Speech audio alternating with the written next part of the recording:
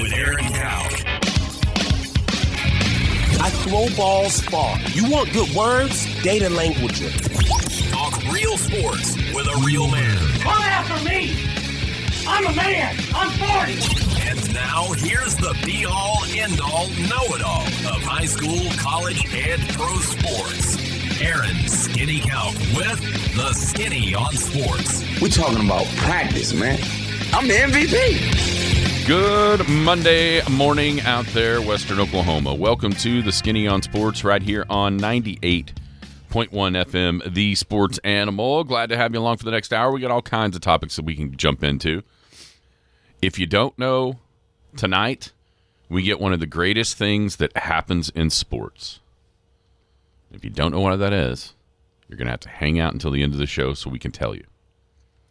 But one of the greatest things in sports happens tonight. NBA playoffs, Thunder blow a huge Game 6 lead, lose the series to the Dallas Mavericks 4-2. We'll talk about the series in whole, Game 6 as well. What is your disappointment level, Thunder fans? Are you just kind of, it's the start of something great, or are you like on the, well, each chance is, you never know when you're going to get another one because of the nature of the league, the possibility of injuries and that kind of thing. But now that we've seen this Thunder team in the heat of the playoff battles, what do you do to improve? How do you make the Thunder just a little bit better? And then who do you think will be the starting lineup at the beginning of next season? A couple other series where I think a lot of people are pretty surprised how they turned out. The Pacers win the last two to defeat the Knicks and go on to the Eastern Conference Finals against Boston. And that's exactly what the Wolves did as well, as Minnesota dethrones the champs on their home floor last night to force their way into the Western Conference Finals against the Mavericks. And how bad do you think the league is panicking about the thought of an Indianapolis, the Indiana Pacers, and Minneapolis, the Minnesota Timberwolves, being in the NBA Finals? I'm going to go ahead and guarantee that ain't happening. There ain't no way. Metroplex and Boston versus Indianapolis and Minneapolis. Yeah, come on.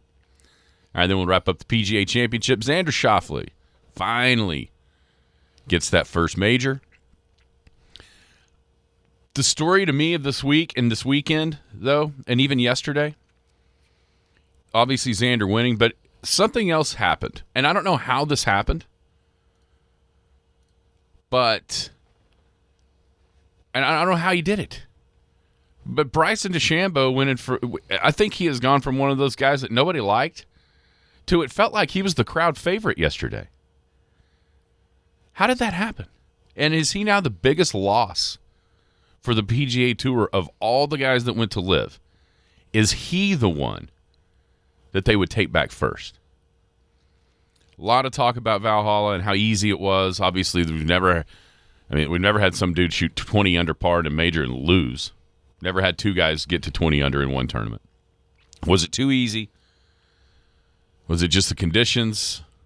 Does it deserve another chance at hosting a major down the line? Oh, excuse me. And now that Xander has won, who's the best not to win? Who's the best player to have not won a major just yet? 225-9698 is the phone or the text line. That is 225-9698. Give us a call, shoot us a text. We can talk about any of those things. If you've got something else on your mind, feel free to chime right in. And a lot of softball that we can get into throughout the week as everybody did everybody make it? All 16 seeds? I can't remember. Anyway, we can check into that. We've got softball. We've got baseball. Big 12 tournament coming up. Can OU and OSU host? Can OU play well enough to host the next round, too, if they were able to advance? So we got lots of topics throughout the day. 225-9698 is the phone or the text line. Give us a call. Shoot us a text. Anything that's on your mind we can talk about. If you're going to be outside the listening area, a couple ways to stay in touch with the show. Log on to kadsam.com or download the app. The app has it all. Radio, the Penny News, Big Elk and Paragon TV. I can tell you this, as soon as I figure out how to do it, Obviously, the graduation, you can go back and watch on Big Elk TV. I also have that senior video. We just got to figure out how to post it. It's on the desktop of our computer that I got from Danny. So that'll be easy to just post that up too, and have that available for all the folks on Big Elk TV.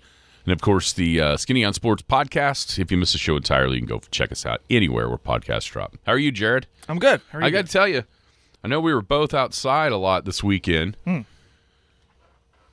You don't look near as crab-like as I do. I got smoked yesterday.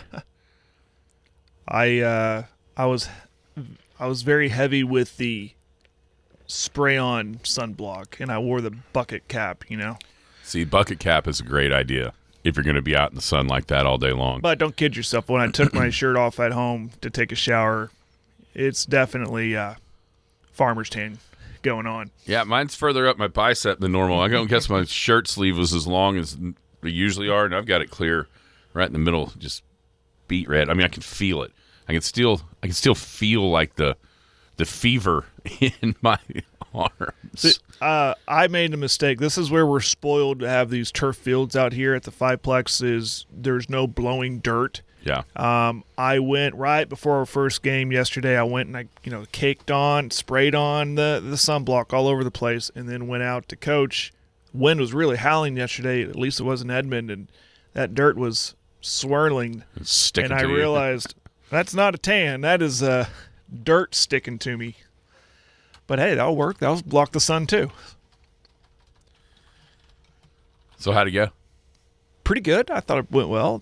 Our 10U girls, we went and found that tournament in Edmond because we wanted our 10U girls to see really good pitching, and they got it. Went 2-2 on the weekend. They split 2 on Saturday in pool play and won their first bracket game on Sunday and lost the second one. But we got what we wanted, is that competition stuff that we're looking for. No offense to our teams out here by any means. Please don't take it that way. But I think coaches would agree with me. That's what you got to do to get better, is go find some really good pitching, and that's what we found. And even in losses, we did a lot of good things. I was proud of them. Our 8U, they just continue to roll. They went up there and won the thing and had tight 2 games, the bracket play on yesterday. They were down 5, had to come back from behind in the bottom of the 5th inning. They only play 5 in 8U, and in the semifinal came back and won it by a run. And then second game they got a big lead and held on and got the championship. Really proud of them. Still did the same thing for them, looking for those teams that we don't usually see around here, and we found some really good competition up there, and these girls just go in kind of businesslike. I'm really proud of them. Hit the ball really well. So it was a good weekend all the way around. Had fun at the Allstate at the hotel. Had a little pool party Saturday night. It was fun. Good bonding experience for those girls. How's your weekend? Hot. It was warm. Hot. There's positives and there's negatives about that turf. Mm-hmm. And the negative is it gets hot. It does. And it feels like it reflects the sun differently. And you forget about it until the first weekend you spend when it's sunny. And then you come in on a Monday like I am, and your body hurts. Yeah. Because of the sunburn that you've acquired. It was fine. There was a point yesterday that I thought, this is going to work out nicely for me. About noon, closer to 1 o'clock, where it looked like the games were going to be over, and air conditioning, couch, and PGA Championship were staring me right in the face. And then one of the games turned, and then I was there till 9 instead, but it was fine. A small little delay at one point there as that storm. It was one of the wildest things. We were sitting there watching. I mean, obviously you can see it. Yeah. And it was like, it's no big deal. It's clear, barely even in northern Roger Mills County. It's moving north at the beginning. Mm-hmm. It's like, it's fine. Umpire would say, well, where's that? I don't know, north of Cheyenne. It's not even really even close. And then all of a sudden, it was like, it feels like it's getting closer. It's building right there. And we start, it's just building. And then all of a sudden, you see it start, like, literally changing direction. And then that's when the lightning got close, and it never rained or anything, but the lightning was plenty close to cause a delay. But then after that was over, it was beautiful. It moved off enough to where the winds weren't really it turned into a pretty nice evening by the time it was all said and done. But yeah, we were holding our breath driving home. I bet. And we decided to divert, and we got off at 101, went straight down to Binger and just hit 152 and over. Yeah, we're not even going to mess with that. I know it's kind of skirting I-40 for the longest time, but I was like, I don't want to chance, and then all of a sudden it decides to make a southerly right turn. Yeah, it was just kind of bouncing around. It's weird. Yeah. So we just took our time, avoided that stuff. It was definitely weird. All right, so I did have plenty of time to kind of monitor the golf tournament throughout the day. You're gonna have to fill me in. I just saw who won, but it was back and forth. DeChambeau shoots 64 on a Sunday at a major, and it's not good enough at 20 under par. And there's been it feels like there's been a bunch of different times over the last handful of years where Xander he didn't necessarily have a putt to win a major. It's not what I'm saying. But he had, through a round or on a Sunday, he would have those, 6, 10, 12 footers to either really apply some pressure, maybe take the lead, one of those things. And he just never has seemed to be able to make them. But, man, yesterday he did. There's zero, like, okay, he just kind of lucked into that one. Mm-hmm. He had to absolutely go out there and take it, and that's what he did. It's kind of something that everybody's been waiting on him to do. There was that stretch there where it seemed like he was in the hunt in every single major and was never able to go ahead and finish it off. But yesterday, he hit when he needed to hit a great shot. He absolutely did it. I thought, the fairway bunker shot on 17 when he was tied for the lead, knowing 18 was ahead, a par 5 that is reachable into. You're almost planning on him making a birdie. So when he drove it in the bunker on 17 off the tee, you're like, okay, well, what's he? And he got it out on the green and made a par that allowed him then to be able to maybe make a birdie and win, and then he drove it just a little bit off the fairway, standing in the bunker to try to hit his second shot from, 258 or something like that. And it was a little bit of the ball was way above his feet, and he just hits this fantastic shot down there where it leaves him a pitch and a putt for his first major championship, and that's exactly what he did. And that, they had a perfect view of that putt where it's right behind the hole, like on the worm cam. And when he hit it, I didn't think it was in. I thought it was going to hit the left edge, and it just lipped right in there, and he wins the golf tournament. It's fantastic. A lot of it's going to be made of Valhalla, and how low the scores were. The conditions were just ripe for scoring with the rain. There was zero wind. It was soft. But I will say this about Valhalla. You think back to the 4 PGAs it's hosted, it has given us entertainment galore, right down to the wire. Playoff with Bob May and Tiger Woods, everybody remembers in 2000. Looked like it might be a playoff yesterday. Rory fighting off Phil and Ricky back in 2014. Mark Brooks, that was a great one too in 96. So there's something about that golf course that lends itself to having exciting finishes and bunched up leaderboard. That leaderboard going into Sunday was as good as it's been in a major in a long, long time. So it's like, okay, which is it? Do you want somebody to have to shoot 21 under to win a major? Absolutely not. But it was way more intense and way more exciting of a finish than the Masters was this year. You know, Scotty just ran off and left everybody on Sunday of the Masters. It doesn't seem like that ever happens here. And I don't know what it is about that golf course, just enough hard holes or maybe too many easy ones. But whatever it is, it gets an exciting finish each and every time. And so that was it was great all the way down to the last putt. Literally, the very last putt decided the thing. I don't know what else you can ask for. You know, is it that big a deal that if it had been to go to 11 under instead of 10, would he be sitting here raving about how great it is? It was, to me, that no, you don't want to see 21 under. But I would rather see 21 under and win by 1 on the last putt than I would somebody be 13 and the other one be 9.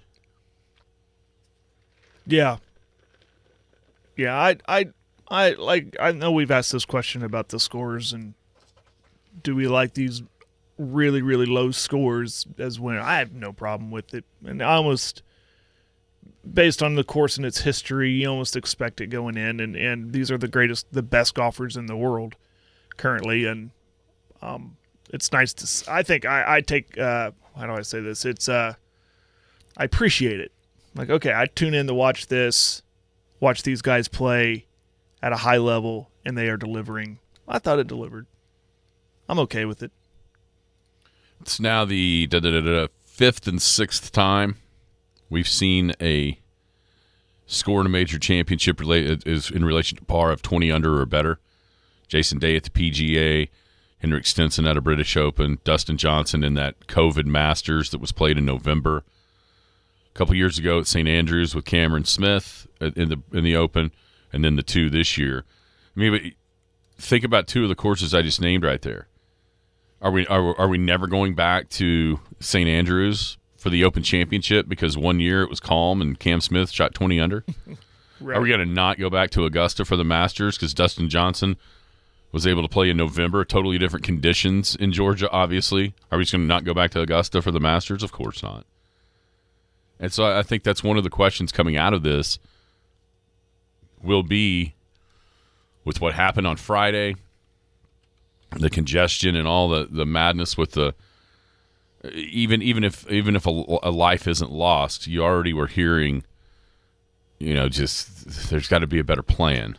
And then that happened, and it really kind of shot that to the forefront. But you wonder, is this it for Valhalla? With the scores, with what you know, is that going to be it, or is it coming back at some point? I hope it does, because it does. It seems like for some reason you get really good golf tournaments there, but will 21 under and a 20 under score not winning be enough to kind of push it away and get it out of the rotation? I do not know. One other. What about the incident? Is that gonna? I mean, it could. I mean, even if it's not, that's what I'm saying, though. I think there was already some grumbling, and a lot of times it's from media types that it's not just the easiest thing to get to a place or what have you, or they have to sit on buses that they don't want to. And then they're the ones that start chirping about it, and you already heard just a little bit of that it wasn't the greatest setup to get in and out of. I'm sure that'll be talked about, no doubt. As much as, you know, Scheffler's arrest is one thing, but somebody, you know, dying right in front of the gate to go in, that's got to be at least some sort of thought. And the scores being that low will obviously do that as well. I have a feeling it's going back just because of how exciting every tournament has been there. Even though the score is lower than what people may want, you're getting really fun, really exciting golf tournaments each and every time a major's been played there. So I don't think it's out of the rotation. It may be another decade like it was this time before it gets back, 10 to 15 years, but I think it'll be back. Yeah. One of the other things that came out of this, I couldn't believe the support in the galleries for Bryson DeChambeau. And, you know, that Wednesday at Augusta when we were there, there's always going to be kind of a murmur through the crowd. You know, when we were just sitting behind the range, watching everybody hit balls, and all of a sudden here he comes. And I think there's always going to be that attraction to him because of how far he can hit it. And it was like, holy Moses. This dude is completely different than anybody else out here, just with the length that he can hit the golf ball. It's something to – I mean, just if you've ever played golf here, think of it like on the driving range here at Elk City. Mm-hmm. Like, I think he might be able to hit it to the dam. Like, that's how far it goes. Like, I'm not kidding. I think he might be able to hit it to the dam. 100%. Which is just crazy, but I really do. I think he would try to hit it over the dam. He might, and he might do it. But that gives you a point of reference, right? But so that's one thing that. But that doesn't necessarily mean people. You didn't think that meant people liked him. I mean, he made the comments about Augusta being a par 67 for him back in the day because of his length and all that. You know, he's got the clubs that are all the same disc, they're all the same length, and you know, he's pretty quirky. But I also think that he has matured a lot more than you realized. No, I think we were saying that even before the Masters, weren't we? Yeah. I was hearing that rumbling that he was turning into this likable guy. And have you seen the viral video of him tossing the ball to the kid? And stealing it from they're telling the dude to give it back to the kid. He's straight up pointing his club at him. Get it back to the kid. That was cool. Yeah, I mean, I think he has. We've had this discussion, but now it's coming to my mind back right before the Masters, and he's turning into this. It's like somebody got to him and said, or maybe it's just he got older, and maybe he's just maturing. You know, I don't know how old he is. I'm going to assume 25. Yeah. So, but or somebody got to him and said, you got to be more of a likable guy. You got to. He's 30. He's 30. Yeah. Maybe that's it. Maybe it's a turning point. He turned 30. I'm 30. I don't want to be known as the jerk of golf. So I like it. Makes it easier. Makes it easy to appreciate how he can slam the ball and all that. You know, Just of all the live guys, I think, you know, at the time when a lot of these guys jumped ship and went to live, I think he was one. I think he was one of those guys who was like, oh well, you don't have to put up with him anymore, right? Like it was like, yeah, great. We don't have his quirkiness, his weirdness. They can have it. And now fast forward these couple of years later and seeing kind of what he's transformed himself into from a likability standpoint, I think he's the biggest loss of anybody. Because he's already has that mystique about him because of the length. And because of kind of the different things that he does. And now that he's become a likable guy, I'm not so sure he wouldn't be or shouldn't be or isn't the biggest star in golf. From a TV standpoint. I'm not, maybe not from a winning standpoint, but from a TV standpoint, I think he is. I think he's the biggest star in golf. And now Liv has the biggest star in golf. That's a pretty big blow to the PGA Tour that I don't know that people saw coming when it actually happened. Last thing, now that Xander Schauffele, he was obviously in the conversation for best player to never win a major, if not the best player to never win a major. He wins. Who's it now? Active players? Oh, yeah. I had to Google up some names to see if I was right or wrong.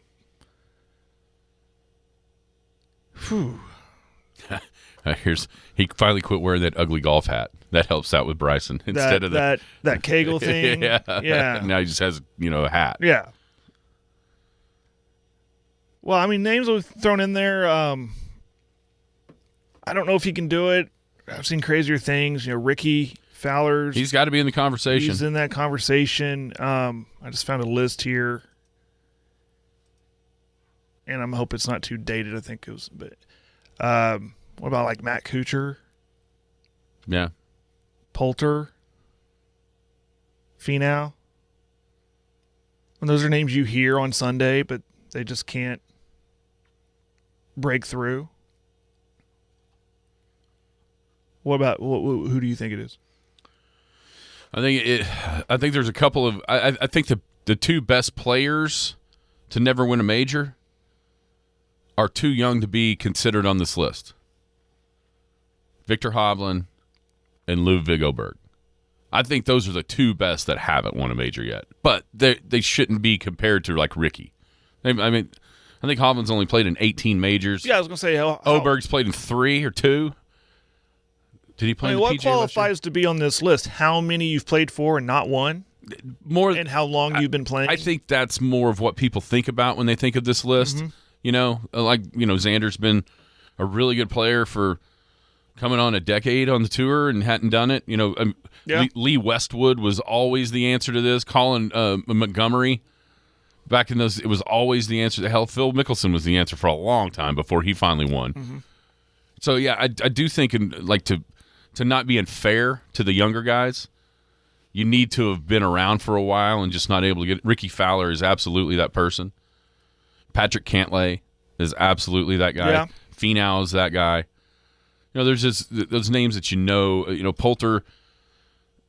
Poulter is or was.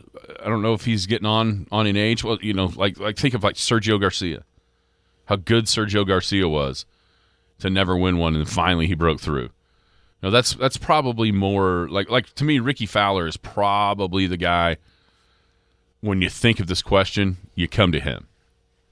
He won the Players, but he's been in the limelight for so long, and just not able to pull one off. I think he had that 1 year in 2014, where he was top 5 in all of them, didn't win a soul, didn't win. You know what I mean? Mm-hmm. Just kind of got out dueled at the end of the major championships that year. Just couldn't quite get over the hump. So it's probably him, Kuchar, Cantlay, or Finau. If you consider longevity, if you just consider who's the best out there right now that hadn't done it, it's Victor Hovland. With Oberg, completely unfair to him. I think it's his second, but that's how good he is. You know what I mean? Mm-hmm. But I don't think either one of those guys really can be. 4 years from now, if Victor still haven't won one, he's going to be the number one player on this list, without a doubt in my mind. But I do think it's just a little too early to have to consider those guys, as because you know what that list really kind of is? Failure. Yeah. And it's too early to consider them like failures in the majors. Yeah, like this list I found of guys who've never won a major, but then it lists all of their accolades. Like, well, they won this, they won this one, they won this. That's pretty dang good. And it's a tip of the cap. Ricky, yeah. It's tip of the cap to those really young guys that they're that good already. Yeah. But yeah, I don't think you can consider them yet. It's probably Ricky. Yeah. With everything that he's done. Another question is of all time. Ooh. That's a whole nother discussion and research. We'll have to think about that. Hanging out here on a Monday with our friends at Rother Brothers. Rother Brothers is a family-owned dealership started by its 3 owners in Kingfisher, Oklahoma in 1976. Remains a family-owned and operated dealership still to this day. It has expanded out to 3 locations in Clinton, Fairview, and Kingfisher. At Rother Brothers, they pride themselves on creating a one-stop shop providing all sorts of equipment, parts, and repair services for many makes and models. They have excellent service, a huge selection of parts, exceptional support for the customers, which are the cornerstones of their business. That is Rother Brothers on Highway 183 north of Clinton. Hey, I'd be remiss not to mention Seize the Gray winning the Preakness. I never even thought about that on Saturday. I was at graduation when it was happening. Now, why do you mention that? Well, my wife's uncle is part owner in that horse. Now, it's a lot of owners. He's not like one of 5. There's a lot of owners, but he's part owner. So you had a little invested interest watching that. And well, let me back up. We didn't watch it.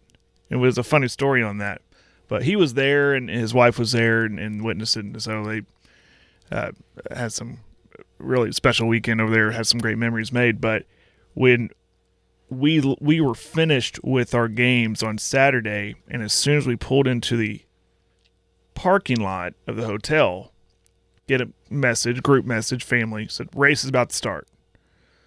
And like, oh, okay, well, maybe we can get into the lobby anyways and watch it. And then it felt like just a couple minutes later, my phone started blowing up. Allie's phone started blowing up. OMG, are you kidding me? Wow. I said, you got to be kidding me. Did we just miss this race and that horse won? And sure enough, it did. That was pretty cool. Pretty cool. Seize the Gray, winning the Preakness. Very good. It was fun. Fun to go back and watch it anyways. Very, very cool. Yeah, Mystic Dan was second after winning the Derby. I imagine Mystic Dan will skip the Belmont without the chance. Looked sloppy, didn't it? You see the... Yeah, I'm looking at a picture right here. Conditions look sloppy. NBA playoffs, Oklahoma City Thunder fall in 6 games to the Dallas Mavericks in the Western Conference semifinals, 117-116. Oklahoma City led Game 6 basically the entire night. I think they had it. I think the largest lead might have been 17 there in the third quarter. There are just too many periods of offense kind of going stagnant, and Dallas would make some runs, and next thing you know, it was a great basketball game all the way down to the very, very, very end. A lot of people are still cussing and discussing the foul call on Shai Gilgeous-Alexander there in the corner against P.J. Washington that led to the 3 free throws, of which Washington made 2 to take the lead and then missed the last one on purpose because the Thunder are out of timeouts. And then should you challenge, should you not challenge? Because if you lose, then that timeout goes away. I think in the moment, I would have been immensely disappointed if they didn't challenge, because you see the replay immediately, and he's got the ball in his hand. Almost, I mean, it almost could have asked for a jump ball. I mean, and then the double pump, and he clearly hit him on the elbow, and you're not real sure what the rules are, because there was a challenge earlier in the series in which. It wasn't.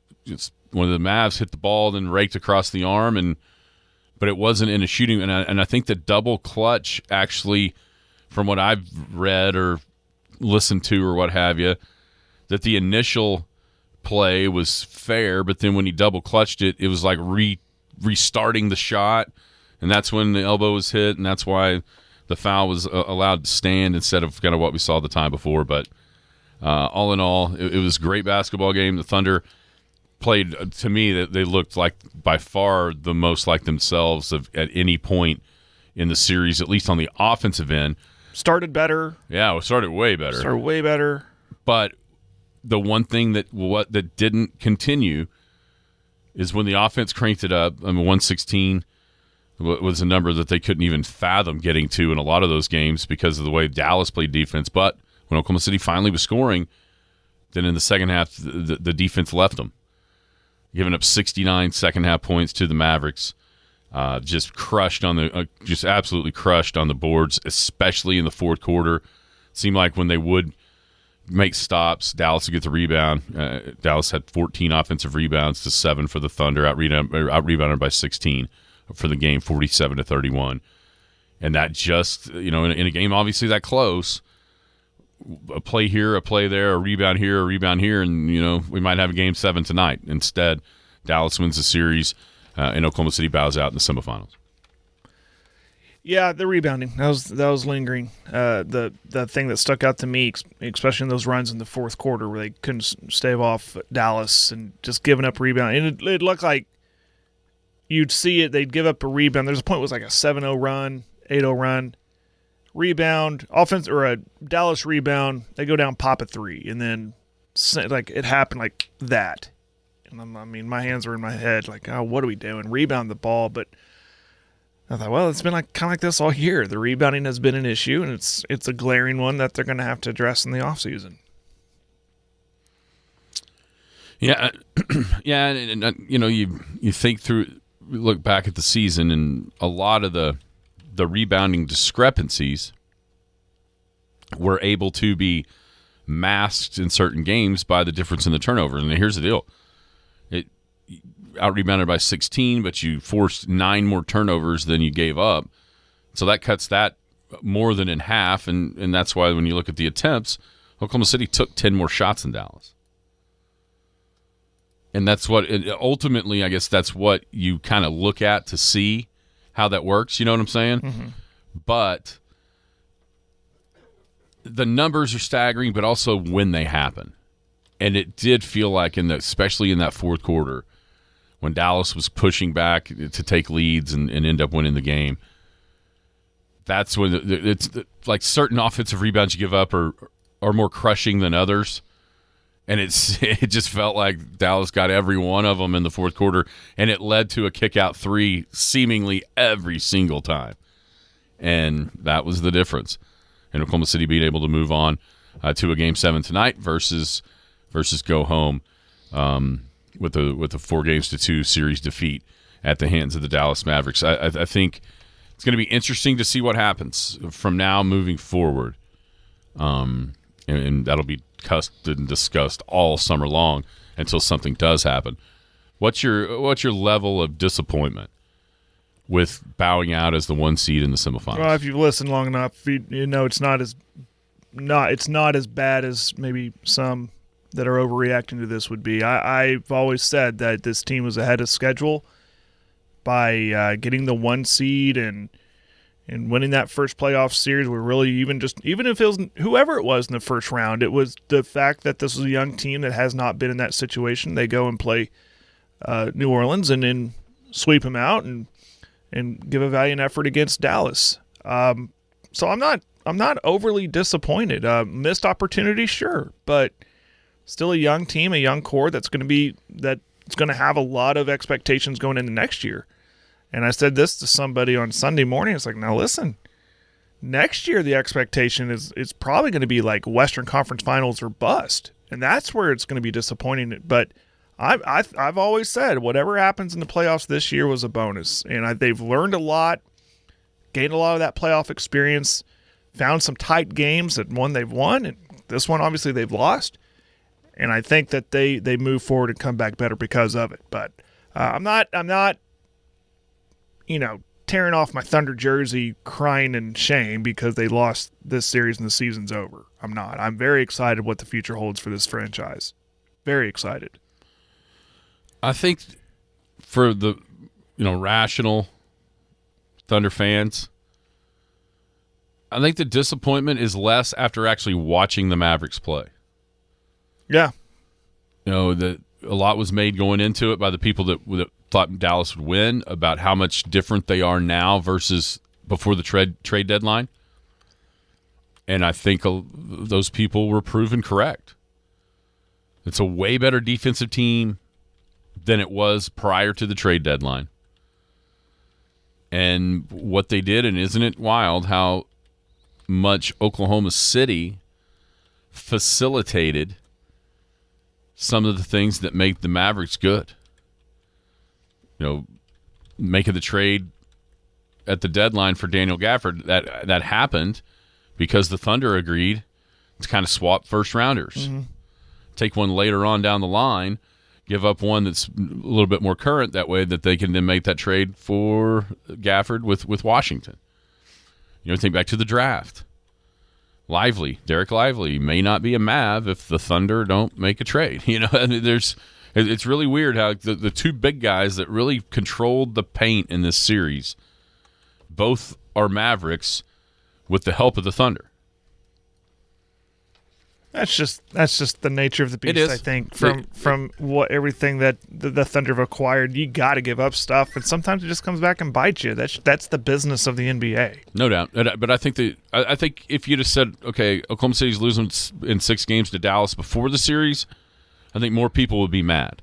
Uh-huh. But once you watch the games and see how good the Mavericks became and the team that they have become, I think that disappointment level lessens just a little bit because maybe I did. I didn't have any. I picked the game. I picked it in 5, and felt really good about it. And after game 1, I was like, "See, told you so." Everything that you thought had advantages for Oklahoma City proved to be advantages in game 1, and the problem was those kind of went away as the series continued to move along. All right, so now that you've seen this group of Thunder in the NBA playoffs, how do you or what do you look to improve to be a conference finals, NBA finals type team in this run that everybody expects to be anywhere from 3 to, heck, 10 years. It's weird to say this because the way the game has evolved from a small ball, run and gun, shoot a massive amount of threes game that it's turned into. But, I mean, we talked about the rebounding, and I've gone back and forth in my mind about how do they improve. Do they need a big guy? Do they need not like necessarily a guy that is going to go and get you a rebound, but a big guy that can create rebounds for not only himself but other players, which is so weird to say because the game is not. It's kind of gone away from that necessity, but maybe in this case it needs it for the Thunder. So I'd say maybe find a guy that can create opportunities for you for your team to get rebounds. Don't ask me who that is. It could come in the draft. It could come via the trade, free agency. I have no idea who that could be. There's probably some fits out there that Sam's going to go find. But that's my opinion. Find a big guy. So the interesting part about this is going to be or Chet needs to get bigger. Yeah, well, Chet had 3 rebounds. That's unacceptable. No. He has to have more in 35 minutes. The problem, the quandary here, I think, for the Thunder is this. A lot of what makes them really good is the way they play offensively, and that's 5 out. Don't clog the paint. Now, they played 5 out all series, and it looked like the paint was clogged the whole time. Now, they finally got a defensive 3-second call there in Game 6. It's like, huh. It looked exactly like the rest of the series, But I don't know if it's simply a case to where if they do get somebody, do you have to change everything you do offensively because now there's somebody in the way? I think that's probably the biggest kind of obstacle. Because you see how free-flowing, but once again, the playoffs are different. The offense wasn't quite as free-flowing. There wasn't as much space. The other team's trying way harder on defense. And so bumping cutters and getting to shooters. It's not just a random Wednesday in February. It's, every single game matters way, way more than any regular season game. And so it's obvious to me that rebounding is the deficiency. Now, how do you fix it? And do you compromise what you're trying to do or trying to build or the style you want to play? Does it have to be compromised if the right guy isn't available? A lot of people say Steven Adams. Guess what? Steven Adams does not fit with what they do. So if it is a guy like that, how much are they willing to change the style that they've started to play with? The style that, oh, by the way, led Golden State right to 4 titles over this run. But they had just think about their big guy. I think that's what you're looking at or looking for. Is think about the big guys that Golden State had, like an Andrew Bogut. He wasn't the greatest player of all time, but you know what he could do? He could move a little bit and he could shoot while also being a big guy. Like, to me, a younger version of, say, Brook Lopez now. That's the guy that came to my mind, like a Lopez. Or Miles Turner. Miles Turner in Indiana, who can rebound but also can move and shoot. That's what the idea of what Chet could be eventually, even though I don't think he's ever going to quite be what people think he is just because he's how tall he is. He's not ever going to be, he fights his butt off. He plays hard. There's no doubt about that, especially, at the rim. The thing about him is, to me, a lot of guys wouldn't do what he does because they're afraid of hurting their pride getting dunked on. Doesn't bother Chet. He gets dunked on, he comes right back the very next time and does the same thing. Mm-hmm. And that's try to protect the rim as much as he possibly can. So rebounding is clearly the deficiency, clearly the weakness. And there's some other things, but here's what I do know. And, Justin said you got to capitalize. I agree with the idea of that because nothing is guaranteed. Russ could get bumped into by Patrick Beverly on the best Thunder team there was, and that run is over. KD could fracture his foot, and that run is over. And that those things are always happening to somebody in an NBA season and even in the playoff run. Those things always do happen. There's no doubt about that. But as much as there's nothing guaranteed, and that's true, I don't get overly worked up about this one because I don't even think their championship window is open yet. Right. I don't think it was ever realistic for this team in this season to make the NBA Finals or win the. I just wasn't realistic to me anyway, because of the lack of. It's just you don't see it. It doesn't happen that way in the NBA playoffs. You have to take your lumps. You don't just fly in there and grab the title the way that Oklahoma City would have this time. And so you have to go through those battles. And so you have to earn it. Like, you just have to pay your dues. And to see now how to change it and however that looks to Sam Presti, I think it will be fascinating. Because going into next year, they're going to have 4 roster spots open. They're going to have $35 million in cap space, and they still have 17 first-round picks in the next, 5 or 6 years. Yeah. And so how those assets end up being allocated to build around what they've obviously got as a really nice foundation, it's going to be the key. And the one thing about having all that flexibility is you do have it. But once again, you always have to make the right choices. Otherwise, you end up kind of what we saw last time. Stuck. Yeah. And I'm sure it'll frustrate everybody if we don't see a big major swing this summer, probably involving Josh Giddey. But the one thing is, if you start to try to take those major swings and acquire money on the books, that's when the flexibility goes away. And I think that's one of the, if not the biggest advantage the Thunder have right now, is they are so flexible with what they can do. And making it into the semifinals of the Western Conference and having a real chance to win that series, I think is only going to speed the timeline up in fans' minds. I don't know if it will in Presti's mind. I just don't. I agree. We'll find out. Yeah. What do you think the starting lineup is next year? Well, Game 1. I think, obviously, they're going to have to make a decision on Giddey for financial reasons. He's coming up at the end of his rookie contract, if I'm not mistaken. He would be eligible for an extension. I think they would probably move on from him. But so I think it's going to be your big 3 in SGA, J-Dub, Holmgren, Dort, and then I don't know who they go get, but I think if 4 out of 5 will return to the starting lineup.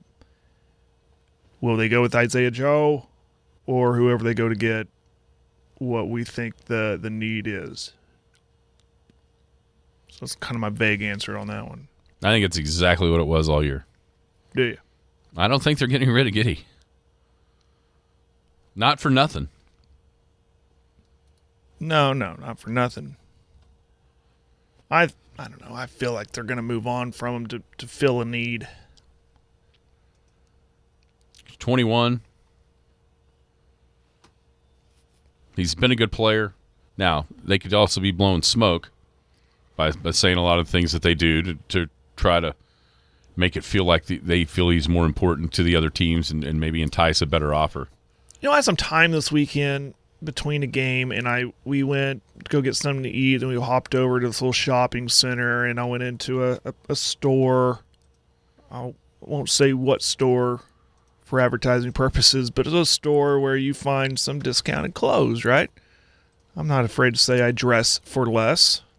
Wink, wink. But you know what's on this for sale rack? Josh Giddey jerseys. Josh Giddey jerseys. Oh, I think the fans are done with him. Yeah. But I don't know. They're not moving, so they just put them on this for sale rack. It may not be the same $30 idea with the front office when it's all said and done. It's going to be I really don't think there's, outside of SGA and J-Dub and Holmgren, I really don't think there's anything off the table at this point. But I also would say Presti is, to me, notoriously patient with a lot of this stuff. Mm-hmm. Now, he'll make a move if he has to, and if he feels like he's backed into the corner or what have you. But I think it's going to be a lot less dramatic than most, probably. The offseason? Yeah. Especially, well, if the window's not open, do you think he's going to open it? That's what I'm saying. Do you think he's going to... I think it naturally opens next year. Now, listen, I think it's open right now. It has opened because they've been to the playoffs. Yeah. And seen what it's all about. Hanging out here on a Monday, wrapping up the show with this. We get one of the greatest things in sports happens tonight. Do you know what that is, Jared? I did after looking it up. Tell the folks. It would be a Game 7 in the Stanley Cup playoffs. That is correct. And you know where would be a great place to watch Edmonton and Vancouver in Game 7 of the Stanley Cup playoffs? Well, of course, that'd be Boomtown. The Boomtown Grill. We tried to go the other day, and it was so packed. A little busy. It was, I'm talking packed. Clearly, advertising works. Was not a seat in the house. Like, literally tried but couldn't. And that's a great thing because the Boomtown Grill, the word is getting out how good the food is, how good the drink specials are. Pizza, pastas, burgers, sandwiches, cold beers, wine, house drinks. The house favorite is a smoked old fashioned, the classic cocktail with the modern seasonal smoky twist. 12 big screen TVs, happy hour 2 to 6 Monday through Friday, appetizer plates and drink specials as well. Go visit the Boomtown Grill like about everybody did over the weekend. 2103 South Main in Elk City. The Boomtown Grill, open every single day of the week, 11 to 10, Sunday through Thursday, 11 to 11 on Fridays and Saturdays. Softball, you looked it up. Only two of the top 16 seeds lost. Yes. One of which will be headed to Stillwater, Oklahoma, as Arizona went over to Arkansas, upset the Lady Razorbacks. So it's Arizona and Oklahoma State in the best 2 out of 3 super regional series. Oklahoma was able to get past Oregon, and so they get Florida State. Rematch of last year's championship series will be in Norman. I saw the schedule for that, Thursday, Friday, Saturday. I think game 1 is Thursday night on ESPN2, possibly. I saw the Sooner softball tweet that out, but I can't remember exactly. I might have woke up in the middle of the night and saw that. So both in-state schools still on track to reach Oklahoma City again, which that would be obviously so much fun. Yeah, Thursday at 6 for OU on ESPN2. The other series, Oklahoma State will play Arizona. I'm looking here, Georgia plays UCLA. We get A&M in Texas. Yeah. In Austin. It'll be fun. It's gonna be a lot of fun. The softball is get an SEC matchup in Alabama and Tennessee. Yes.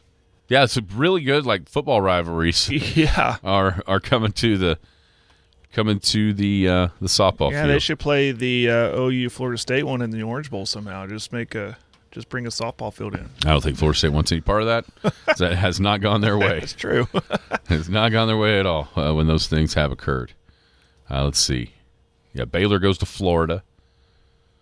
Mizzou lost that first game, but they came back and held on. Came back and got it. But they get Duke, which I know, thinking back to all the pundits that pay a lot more attention to it than I do throughout the season. A lot of people like Duke. A lot of people thought Duke should have been a top 8 seed and would have been a host. So Duke, Mizzou, you mentioned the Bama, Tennessee, A&M, and Texas. Also LSU and Stanford, and UCLA and Georgia. Oklahoma State, where are they at? I don't see them. Oh, yeah, there. Oh, sorry, I was looking in the wrong place. So their first game 1 is 7 o'clock on Friday for OSU and Arizona. OU starts Thursday We play Thursday, Friday, Saturday for 3, if that's the way it goes. Also, Big 12 baseball coming up this week. Was that Wednesday? Tuesday, the first round games. Wednesday, OSU will play. Not each other, but they both got byes. I saw that floating around too. We've got National Golf Tournament starting on Friday. Yeah, let's see here. All right, so Tuesday. Yeah, OU and OSU don't play till Wednesday. OU plays at 12:30. And then OSU would play at 7:30 on Wednesday. There's a whole bunch of stuff there that's hard to read without me really studying it. So I'm not even going to try to tell you who they might play. Possibility of 4 teams for both of them. Okay, so they get the lower seeded. Yeah. OU gets the lower seeded winner of games 1 and 2, who involve Kansas State versus Kansas, West Virginia versus TCU. So if TCU wins, OU plays TCU. Correct. And then on the other side, OSU would play Texas Tech no matter what if they beat Texas. Right, because they have the 10 seed. Mm-hmm. Yeah, the options for OSU, Cincinnati, UCF, Texas, and Texas Tech. And as you mentioned, K-State, KU, West Virginia, and TCU are the options for OU. So my guess would be OU's opponent will probably be the winner of Kansas State and Kansas? Yes. I would say that's probably right. Pete Hughes, maybe. And then yeah. Maybe Cincinnati. I would say Cincinnati for OSU. You know what doesn't look right? Texas Tech at 10 seed? Texas Tech being the 10 seed. That's exactly it. OU made them look silly in Lubbock a few weeks ago. I think they hadn't been swept in Lubbock since 2011. They got run ruled. No, that was Baylor. Was that Baylor? I don't remember. Well, they did the same thing. They made Baylor look silly. Mm-hmm. Baylor's usually a good team. I guess Skip Johnson's good job for him. What do you think needs to happen? I saw already a ranking out today, had OU number 8. That'd be cool. What do you think they need to do? Would a Big 12 champion, a title, I think, definitely gets probably a top 8 national seed. They need to make it to the finals, win a couple. What? The latter there. I think win a couple. Don't go 2 and Q. 2 and Q. Win a couple. Baseball's a funny sport. They could get on a roll, and this is how it kind of started a couple years ago. They got to the Big 12 tournament, went and won it, got rolling, got all the way to the World Series finals. But I think just win a couple, and I think they could be right there in the top 8. Yeah, I do too, and that'd be something. They're quietly becoming, obviously a top 10 team that no one's really paying attention to. They got a good team. They got a really good team. They're fun to watch. It is reminding me of the way that chaos brand of baseball that Johnson's brought to OU. It's reminding me of that same run when they went to the finals, like I just mentioned. Great hitting, aggressive hitting, how I describe it. Yeah. It's rotation solid. It'll be interesting to see exactly what happens. It's really cool that OU won, OSU 2 seeded in this thing. That's cool. Yeah, you can see they're going to get to see a lot of baseball and softball around these parts here in the next couple of weeks. Yeah. That's cool. And as always, hopefully we get to see it against each other. Yeah. Everybody have a great Monday. This has been the Skinny on Sports. You've been listening to the Skinny on Sports podcast with Aaron Cow. Be sure to hit that subscribe button to get alerts of when the latest podcast is available. Thanks for listening.